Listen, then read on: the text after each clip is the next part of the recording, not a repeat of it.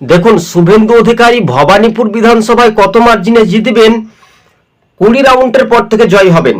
Footage ভবানীপুরে আপনাকে আমি result বলে দিচ্ছি। প্রথম ফার্স্ট রাউন্ড, সেকেন্ড রাউন্ডে থাকবে, থার্ড, ফোর্থ, ফিফথ রাউন্ডে মুসলমান বুথ মমতা ব্যানার্জি লিড থাকবে। 6, 7 রাউন্ড থেকে আমি মেকআপ করতে শুরু করব, 20 রাউন্ডে আমি জিতবো। অর্থাৎ আপনারগুলো ভাবার কোনো কারণ নেই, সবাই একদম লাস্ট রাউন্ড পর্যন্ত 17 রাউন্ডের পরে মানে কমপ্লিট হওয়ার 2 রাউন্ডের আগে পোস্টাল ব্যালটের কাউন্টিং হবে। আগে পোস্টাল ব্যালট প্রথমেই ডিক্লেয়ার করে দিত। সংবাদ মাধ্যমকেও বলবো, অন্তত ইভিএম খোলার আগে দেখাতে থাকবেন না 200তে লিড, 150তে লিড, এসব করবেন না। হ্যাঁ দর্শক বন্ধুগণ, আপনারা ফুটেজটা দেখতে পেলেন। এবার কিছুটা পর্যালোচনা করে আমরা এই সার্ভে রিপোর্টের তথ্য বিশ্লেষণ করছি। দেখুন, ভবানীপুরে অর্থাৎ একেবারে চরম হাড্ডাহাড্ডি লড়াই, ছলে বলে কৌশলে 4 তারিখে ভোটের পর পরিষ্কার চিত্রটা বোঝা যাবে।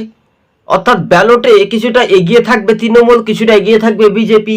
মুসলিম পাড়াতে তৃণমূল এগিয়ে থাকবে, যখন মার্জিনটা চতুর্থ রাউন্ড গণনা শেষ পর্বে বিজেপির প্রার্থী শুভেন্দু অধিকারী এগিয়ে থাকবে। এটা একটা সার্ভে রিপোর্ট বলছে, তাই না? আজকের এই আমাদের পর্যালোচনা